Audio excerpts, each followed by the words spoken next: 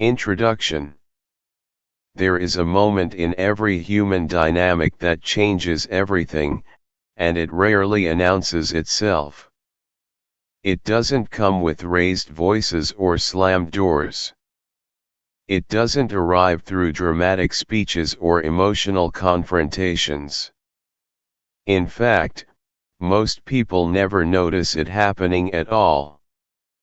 But it is the moment when something inside you quietly shifts direction, when the internal struggle ends and clarity takes its place. Stoicism teaches us that true power is never loud, never desperate, never reactive. It forms silently, beneath the surface, long before anyone else realizes the ground has moved. What breaks people from within is not what you say or do outwardly. It's what they sense has changed in you. They are often too focused on the version of you they learned to predict, the one who explained, forgave, waited, adjusted, softened themselves to keep the peace. That version made them comfortable. And comfort breeds negligence. Comfort convinces people that access is permanent, that patience is infinite, that your presence is guaranteed.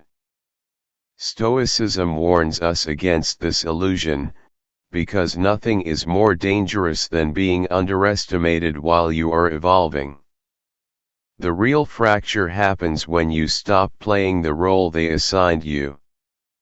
When you stop running toward confusion and become the calm uncertainty they can no longer read. When you stop offering emotional cushioning for behavior that never changed. This transformation doesn't need validation. It doesn't seek applause. It simply withdraws consent. And that withdrawal is what unsettles them. Because once you change internally, the entire structure they relied on collapses. Not through force, through absence. What follows are not tactics. They are not strategies to provoke regret or control outcomes. These are Stoic laws of self-mastery, observed across centuries. 15 lessons that explain why stillness dismantles manipulation, why silence rewrites power, and why choosing yourself without explanation becomes the most destabilizing force of all. This is not about breaking someone else. It is about becoming unbreakable. Lesson 1: The quiet shift that changes everything. There is always a precise moment when the internal tide turns, and it almost never coincides with the moment others expect. It doesn't happen when you finally speak your truth or demand respect. It happens when you stop needing either. Stoicism teaches that the most important battles are not fought externally, but internally, where judgment is refined and desire is disciplined. The quiet shift occurs when you stop trying to be understood by someone who never intended to understand you in the first place. When you recognize that explaining yourself repeatedly is not clarity, it is self-erosion. They believed they knew you. Or rather, they believed they knew how you would respond. They relied on your predictability, your willingness to smooth things over, to stay emotionally available, to absorb discomfort for the sake of connection. That version of you made their life easier. And because it was easy, it was undervalued. Marcus Aurelius reminds us, what stands in the way becomes the way. The very pain that forced you inward became the path to your awakening. While they were focused on maintaining control, you were quietly reclaiming it. This shift is subtle but profound. Your tone changes.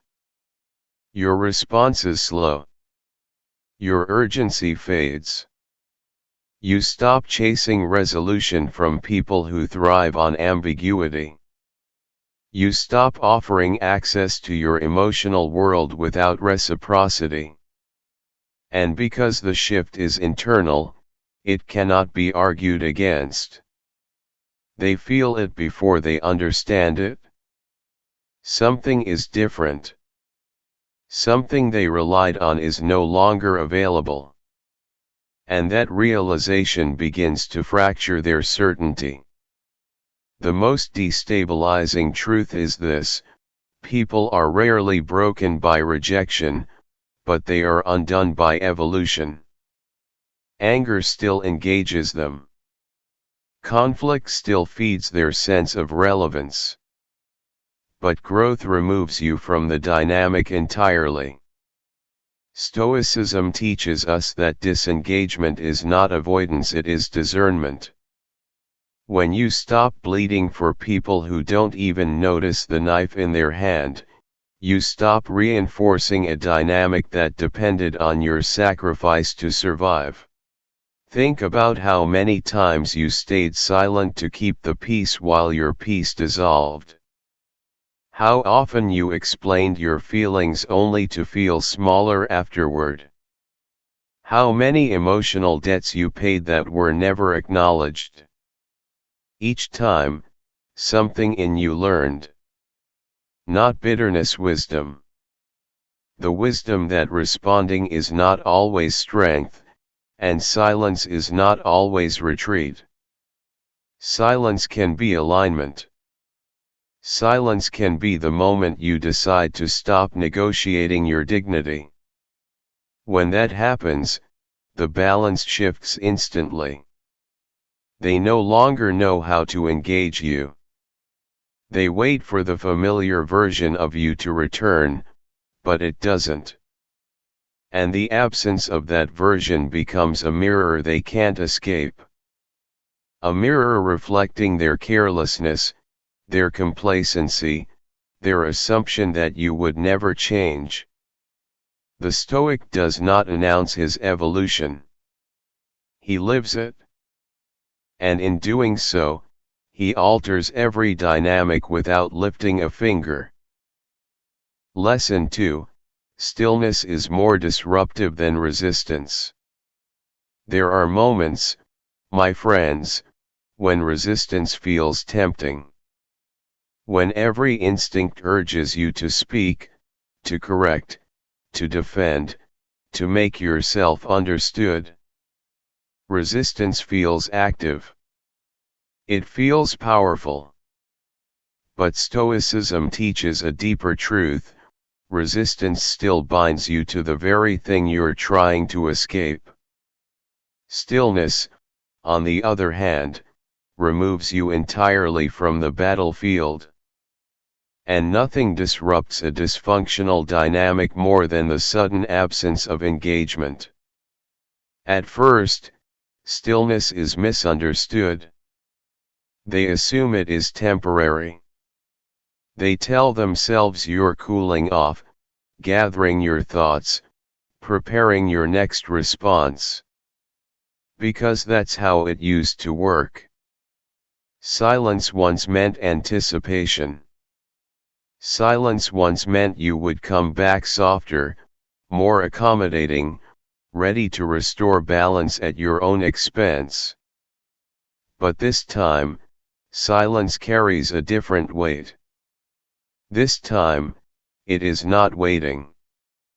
It is settled. And people can feel the difference immediately, even if they can't explain it. Epictetus warned us, if someone succeeds in provoking you, realize that your mind is complicit. Stillness is the moment you withdraw that complicity. You no longer give your emotional energy to moments that do not deserve it. You no longer react to bait disguised as curiosity or concern. And when you stop reacting, something unsettling happens on the other side. The familiar leverage disappears. They push, but nothing moves. They wait, but nothing returns. And uncertainty begins to creep in where control once lived. This is why stillness feels disruptive. It dismantles expectation. It interrupts scripts. It exposes how much of the connection depended on your responsiveness rather than mutual respect. You are no longer predictable, and predictability was the foundation of their comfort. Without it, they feel unsteady. Not because you did anything wrong, but because they no longer know how to reach you. Stillness also changes you. This is where Stoicism reveals its quiet genius.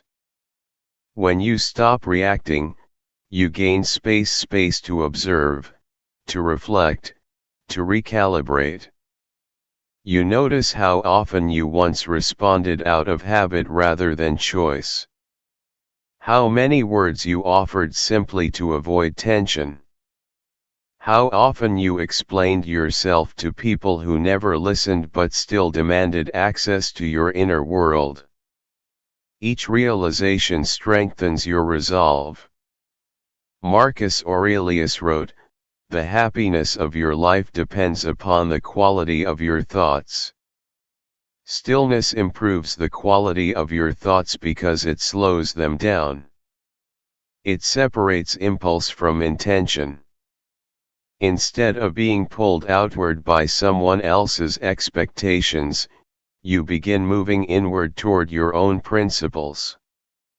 And principles, once clarified, do not require constant defense. In practical life, this shift looks deceptively small. You don't rush to reply. You don't match tone. You don't escalate. You let pauses exist without filling them. And in those pauses, power rearranges itself.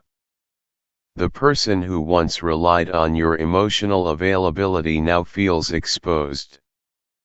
Their words hang in the air without landing. Their attempts to provoke fade without response. And the dynamic begins to collapse under its own weight. Stillness is not indifference. It is intentional restraint. It is the discipline of choosing dignity over impulse. And once you experience the stability it brings, resistance starts to feel unnecessary. You realize you no longer need to fight for ground you have already reclaimed. You simply stand still and everything else adjusts around you. Lesson 3: Silence is not absence, it is alignment. Silence is often misunderstood because people associate it with withdrawal, weakness, or avoidance. But Stoicism teaches something far more precise: silence is alignment. It is the moment when your inner values finally catch up with your outward behavior. For a long time, many of us speak not because we have something meaningful to say, but because we feel pressure to fill space, to soothe tension, to maintain connection at any cost. Silence begins when you realize that not every space needs to be filled and not every misunderstanding deserves clarification. Think about how often you once responded just to avoid appearing cold. How many explanations you gave to people who had already made up their minds. How often you softened your truth so it would be easier for someone else to swallow.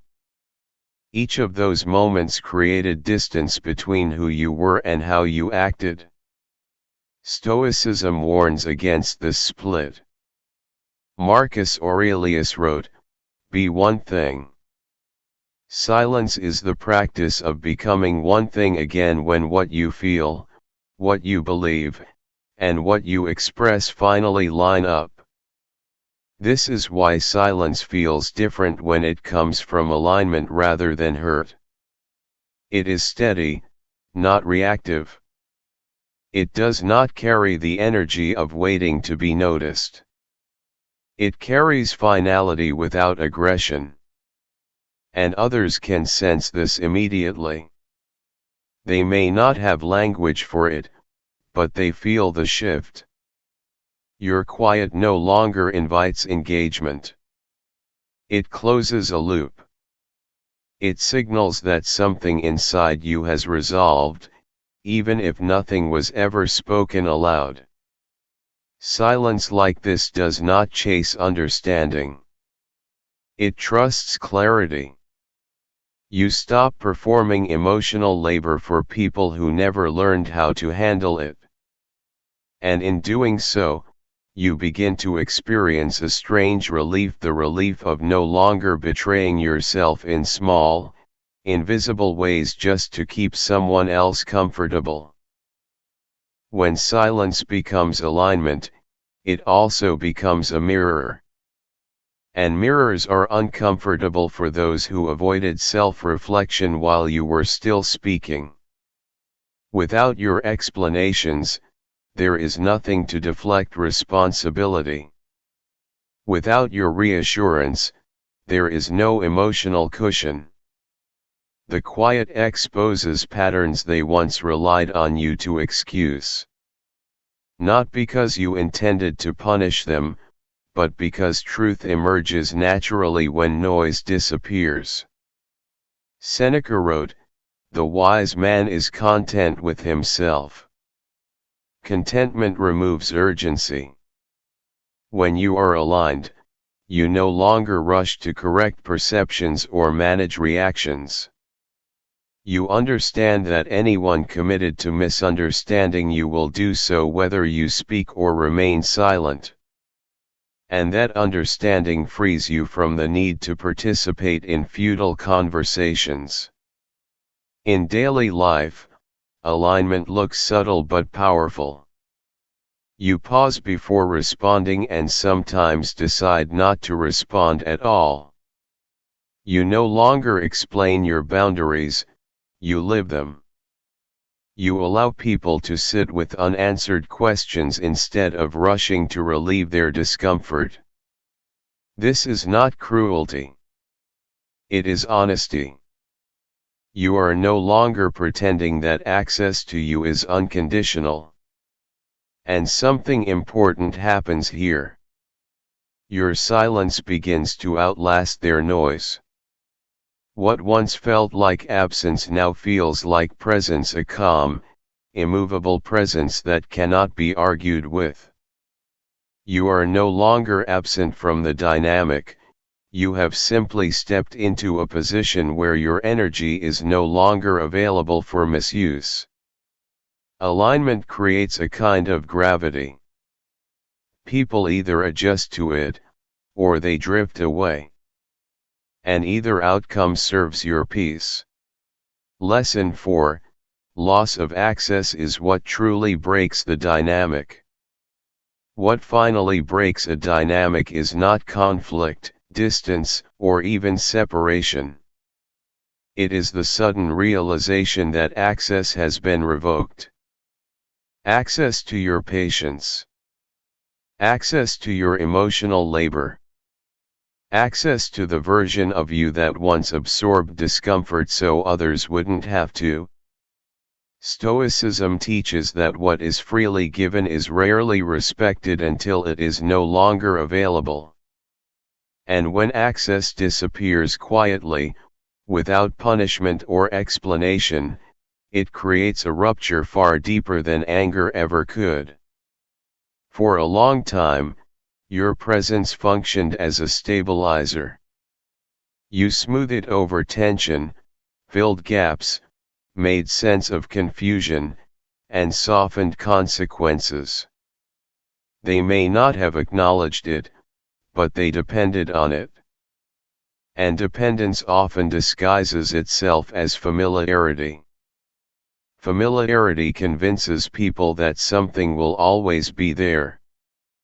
that you will always answer, always forgive, always return.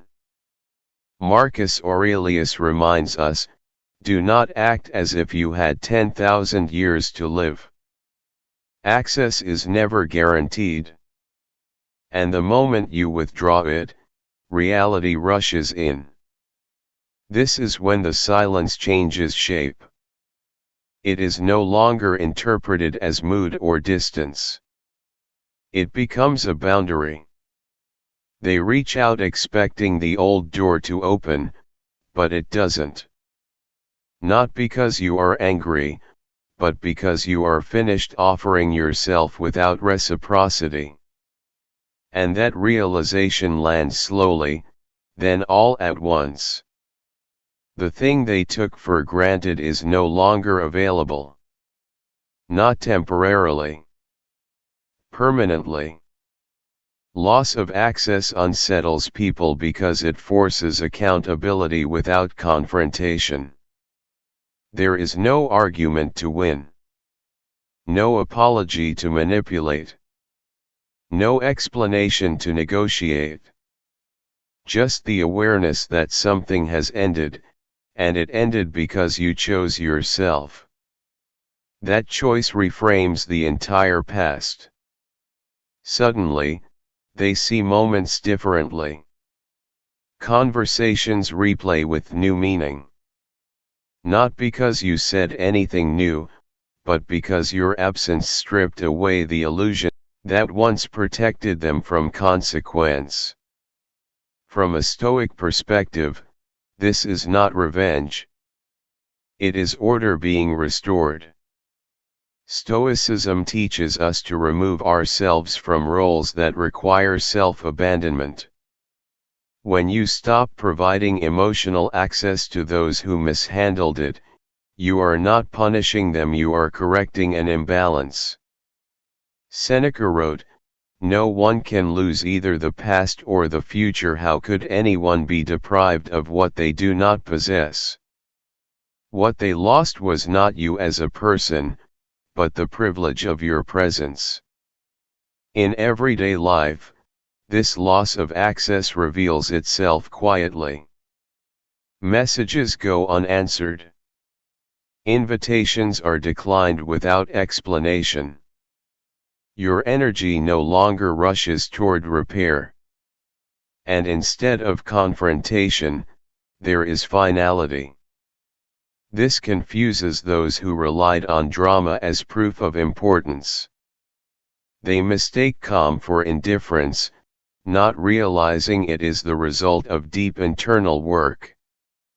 Work you did while they assumed nothing would change. The most unsettling part for them is not that you left, but that you did so without bitterness. Without spectacle. Without emotional debris. You did not collapse. You did not beg. You did not demand recognition. You simply removed yourself. And that absence becomes a mirror they cannot escape.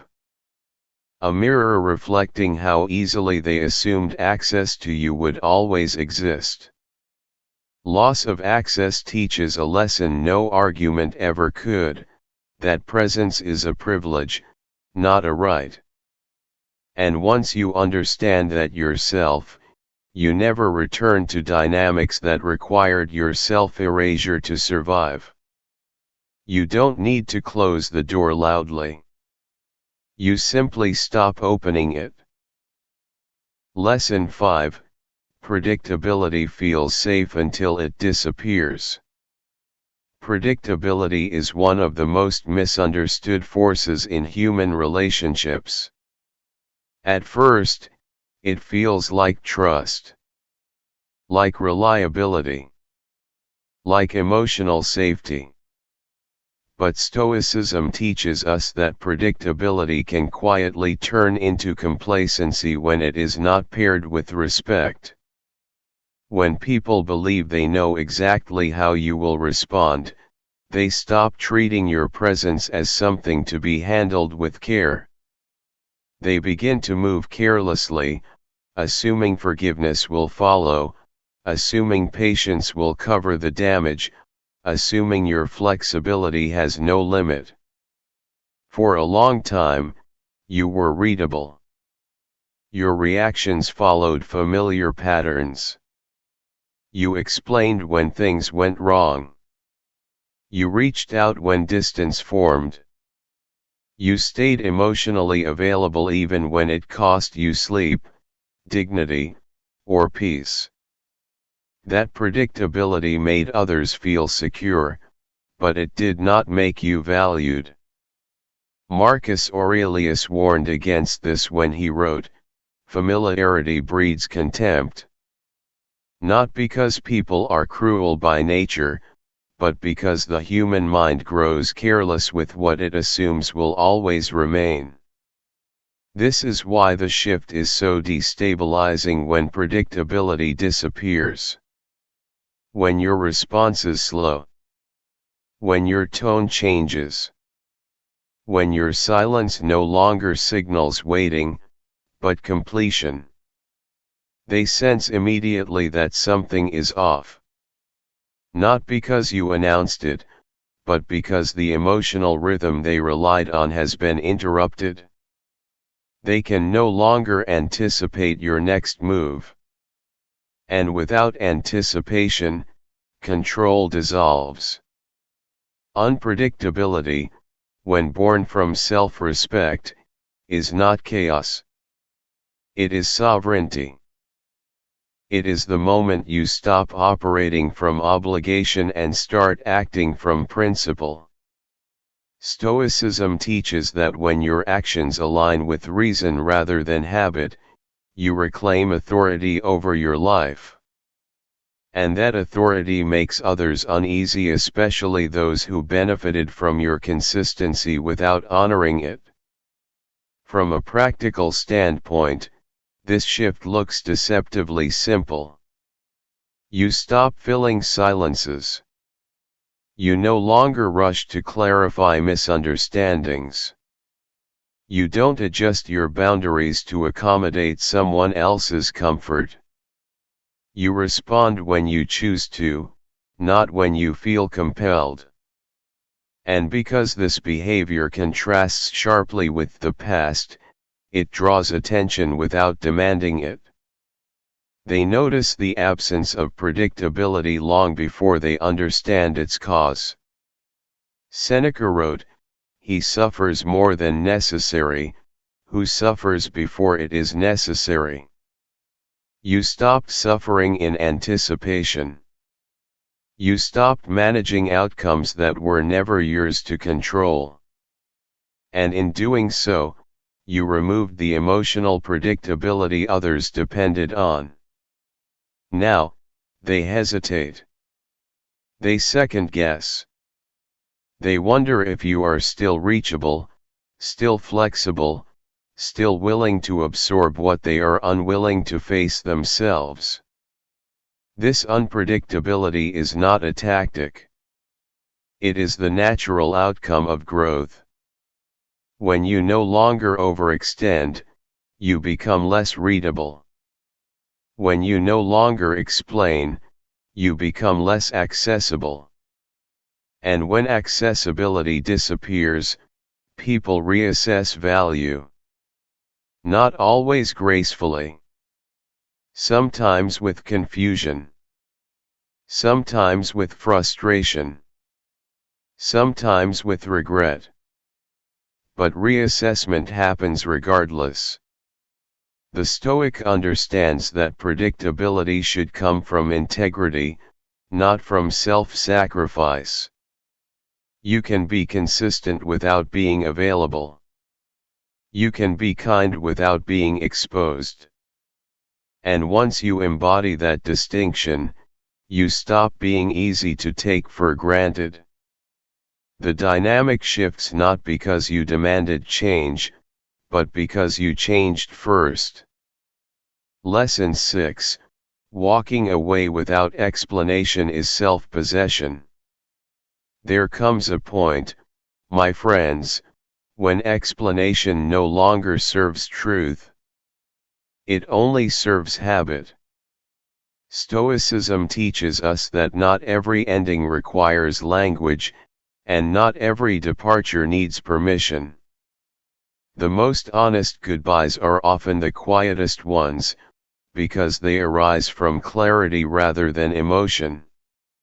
Walking away without explanation is not avoidance, it is self-possession. It is the moment you recognize that the people who ignored your pain while you were present are not suddenly entitled to your vulnerability when you leave. For a long time, you may have believed that leaving required justification. That if you did not explain yourself, you would be misunderstood, misjudged, or painted unfairly. But Stoicism reminds us that misunderstanding is inevitable when growth disrupts comfort. Marcus Aurelius wrote, "Do not waste time arguing what a good person should be. Be one." Sometimes, the most ethical action is not to convince, but to withdraw. Not because you are angry, but because you are finished negotiating your dignity. The real departure happens long before the physical one. It begins internally. Your enthusiasm fades. Your patience thins. Your willingness to overextend disappears. You still show up, but something essential has already disengaged. This is not coldness. It is awareness. Awareness that staying would require further self-betrayal. And once that awareness settles, no explanation can reverse it. When you finally leave without a speech, it confuses people who relied on emotional theatrics to feel important. They expect tears, accusations, dramatic closure. Instead, they receive silence. And silence offers no leverage. No argument. No handle to pull. Just finality. And finality, when it arrives calmly, is deeply unsettling. From a Stoic perspective, this kind of departure is not an act against another person, it is an act for yourself. Seneca wrote, "The wise man does not grieve for what he lacks, but rejoices for what he has." When you walk away without explanation, you are choosing what you have: your self-respect, your clarity, your peace. You are no longer trying to salvage something that cost you your sense of self. In everyday life, this looks unremarkable on the surface. You stop initiating. You stop revisiting unresolved conversations. You stop offering emotional labor where none is returned. There is no announcement. No confrontation.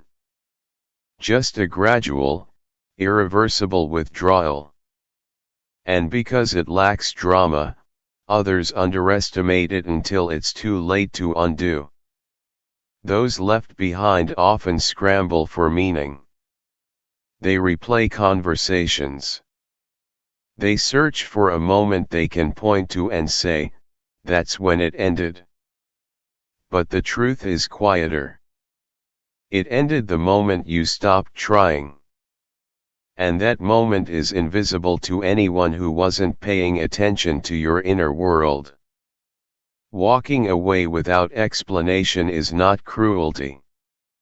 It is conservation. It is the refusal to keep bleeding in the same place.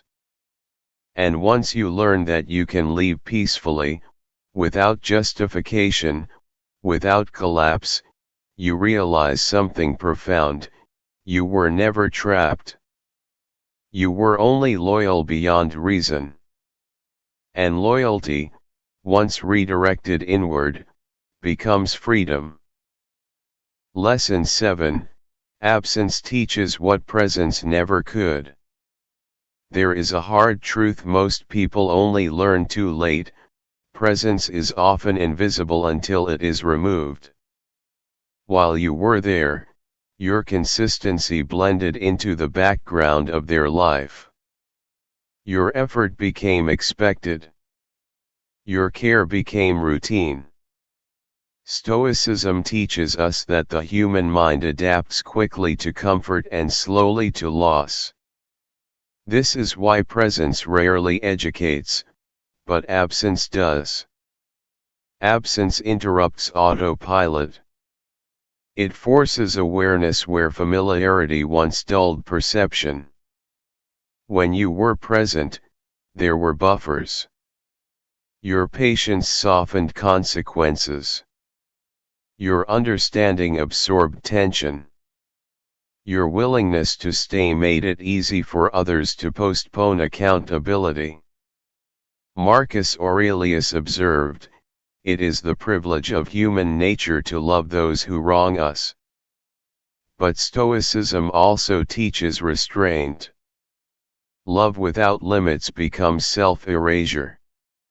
When you remove your presence, those buffers vanish.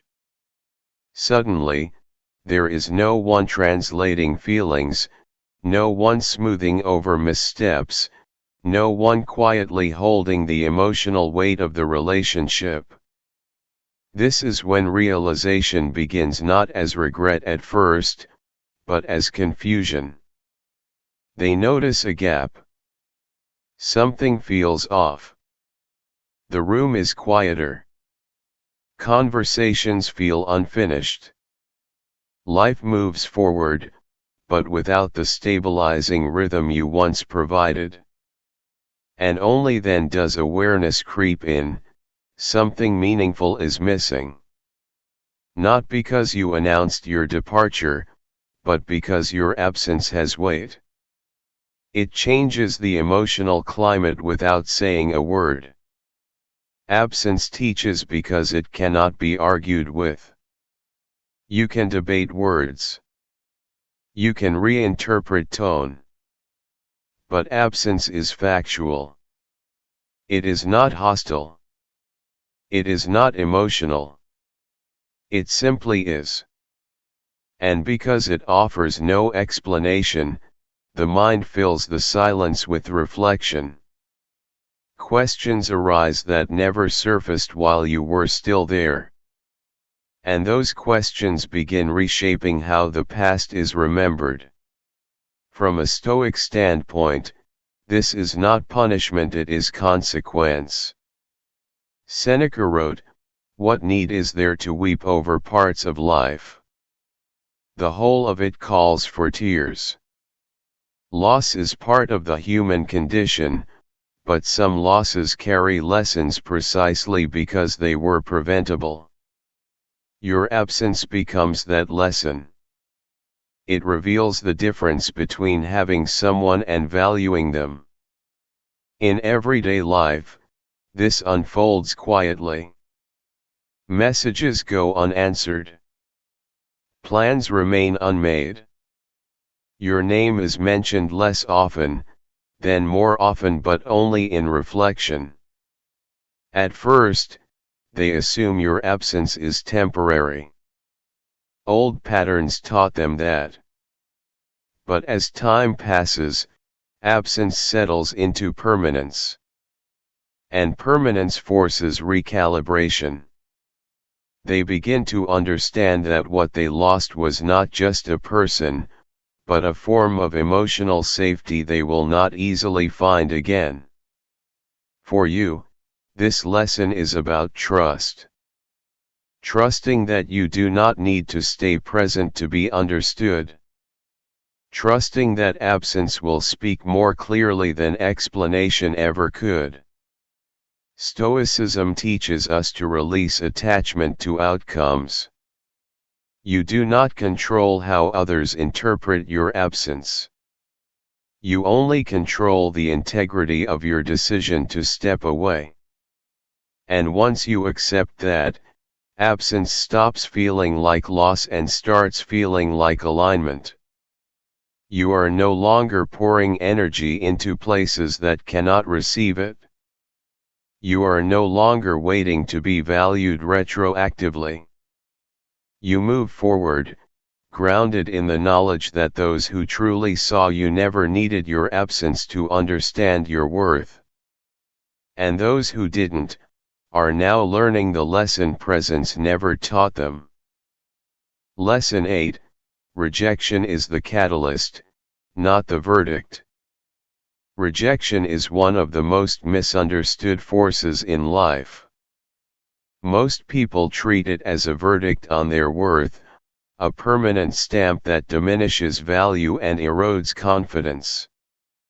Yet the Stoics saw rejection not as judgment, but as opportunity, an external event entirely beyond your control, yet one that can be transformed into a lesson of self-mastery and growth.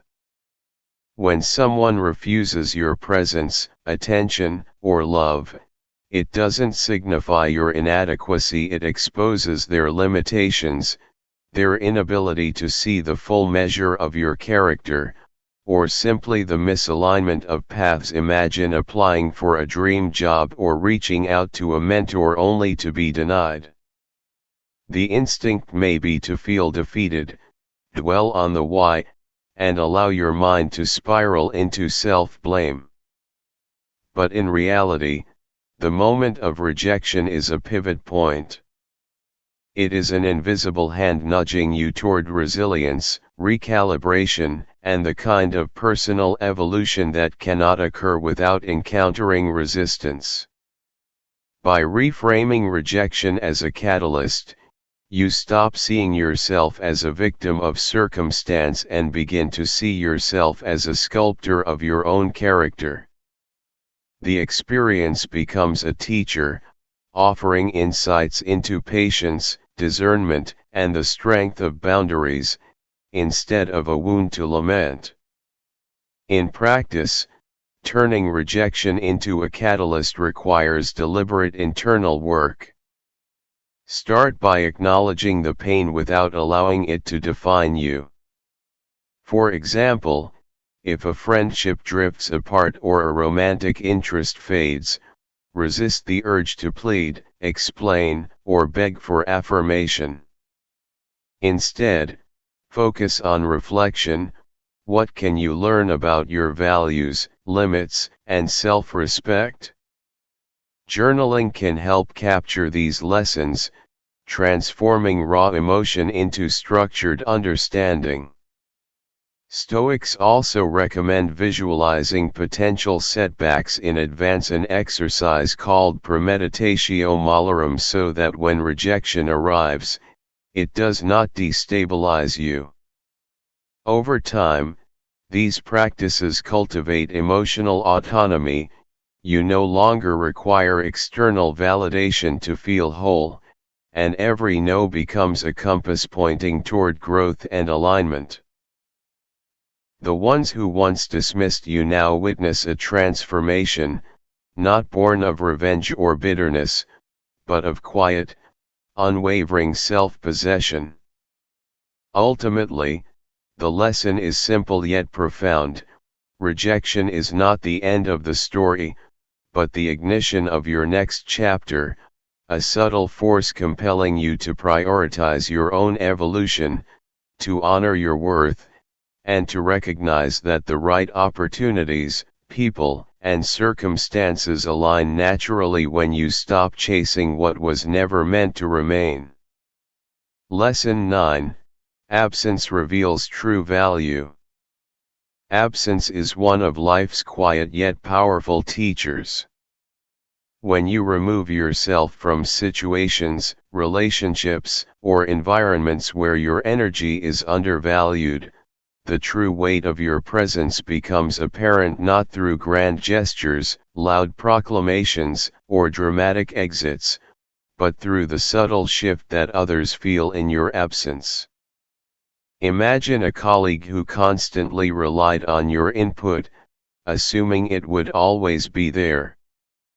The moment you stop overextending yourself, refusing to pick up tasks that don't align with your priorities, the dynamic shifts.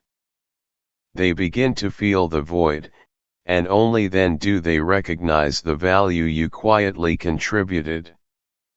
Similarly, in personal relationships, when someone stops receiving constant reassurance, attention, or availability, they are forced to confront their own dependence on what they took for granted. This principle isn't about manipulation or proving a point, it's about reclaiming your energy, prioritizing your peace, and establishing boundaries that reflect self-respect. Stoicism teaches that control lies in your own actions, not others' perceptions. By intentionally stepping back when your efforts are unappreciated, you not only protect your emotional bandwidth but also create a mirror for others to see the spaces they once occupied without gratitude. Absence, then, becomes an instrument of revelation, a quiet yet undeniable message that your presence is neither disposable nor to be assumed. Practically applying this lesson requires discipline and patience. It is not a matter of cutting people off abruptly or acting out of spite. Rather, it is a conscious decision to reduce availability and prioritize the cultivation of your own life, energy, and growth. Start small, limit responses to unnecessary messages, decline invitations that drain you, and spend time nurturing your interests without seeking validation. Over time, patterns of neglect or dependence become visible, and those who truly value your presence will either adjust or fall away. This exercise also builds inner resilience.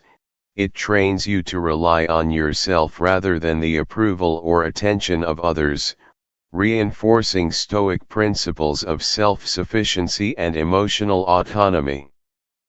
In daily life, absence may manifest as leaving a social gathering early, refraining from over-explaining in conversations, or simply spending time alone to recharge without guilt. As this practice deepens, you realize that your value is intrinsic, not contingent upon constant recognition or affirmation. The quiet transformation within you radiates outward, and even when unspoken, your boundaries and self-respect make their presence known.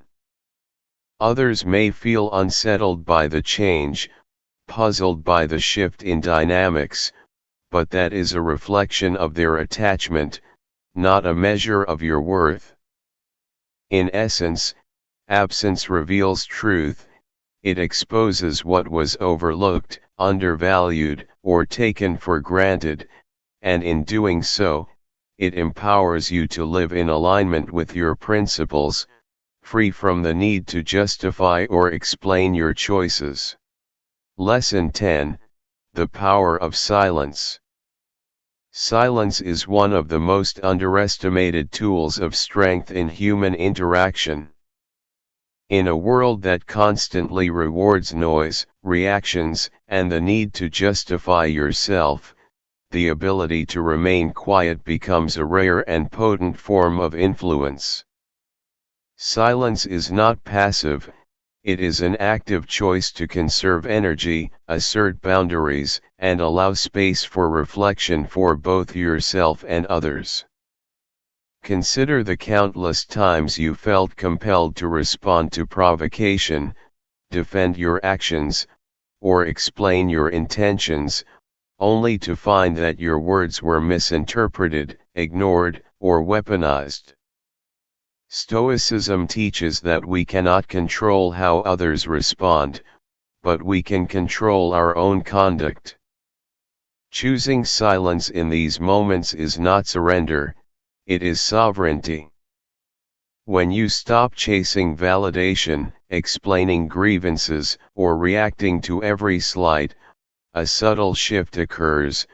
People begin to recognize your composure, your strength, and your independence.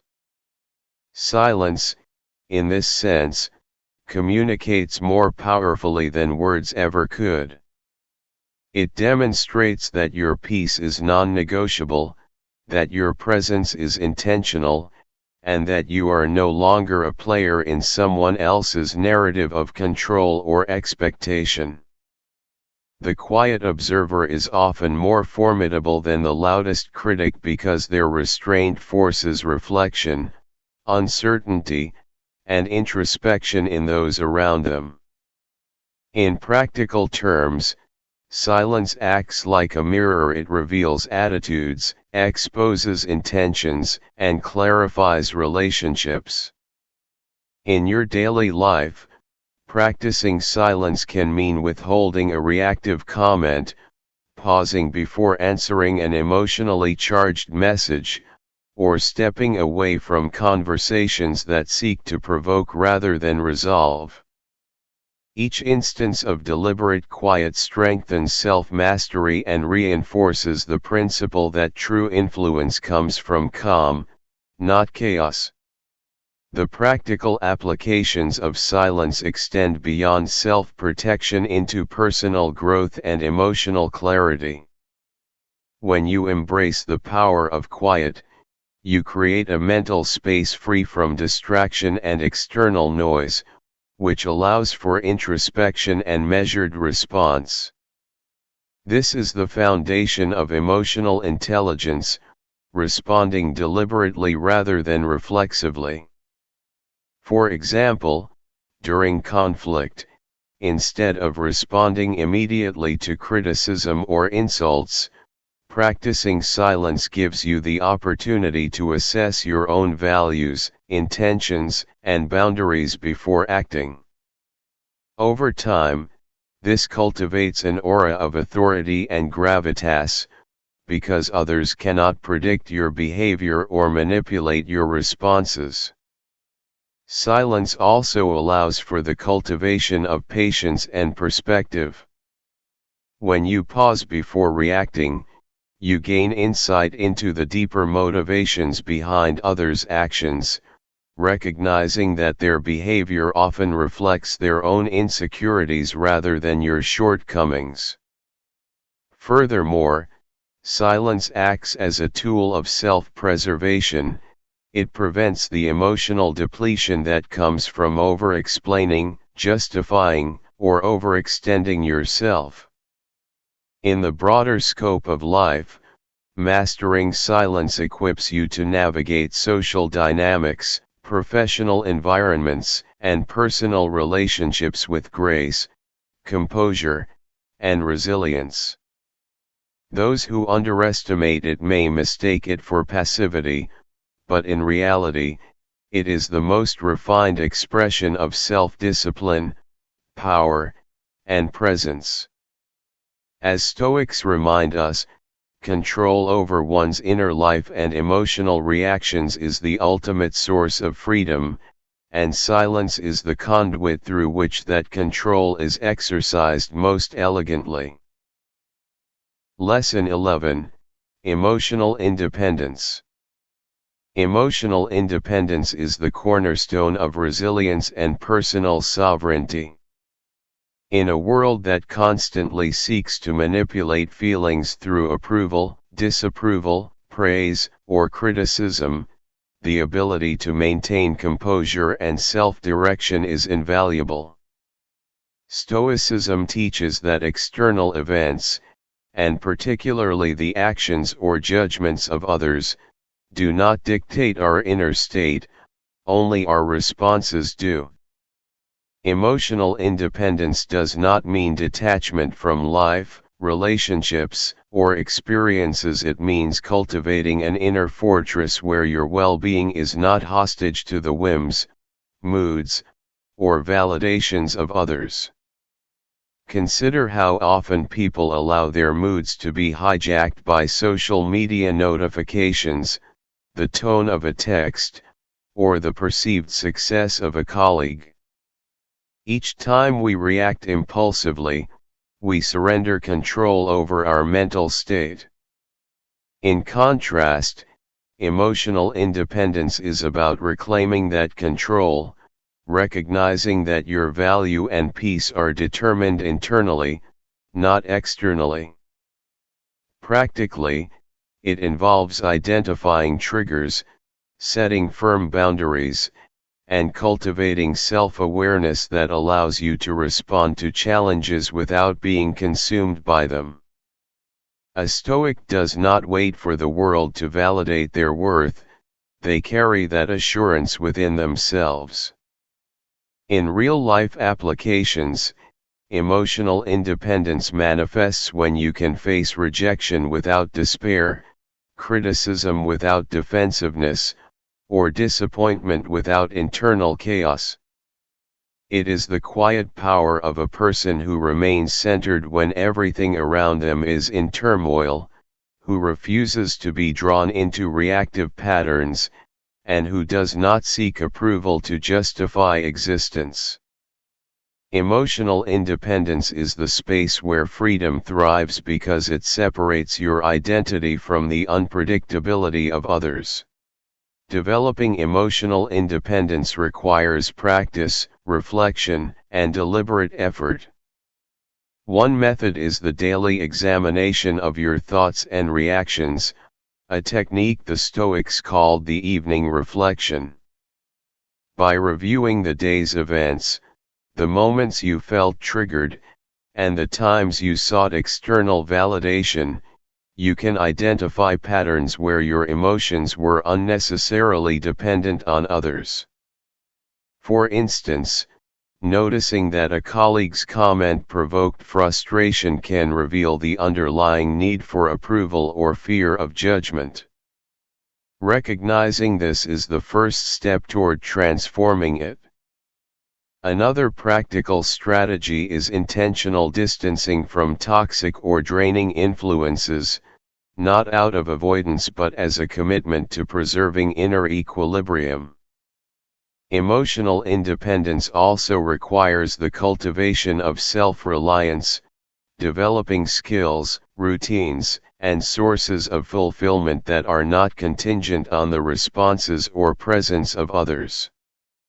Meditation, journaling, disciplined routines, and meaningful work are all tools that strengthen the inner self. Over time, the person who practices emotional independence no longer experiences life as a series of reactive swings between elation and despair dictated by external events. Instead, they experience a steady, self-directed calm that allows them to navigate relationships, challenges, and opportunities with clarity and discernment. Those who have not cultivated this independence may be surprised by your composure, interpreting it as coldness or disinterest, when in reality it is a mastery of self or refusal to outsource your emotional regulation to the chaos of the outside world. Emotional independence is not just survival, it is thriving in a manner that is self-possessed, intentional, and profoundly liberating.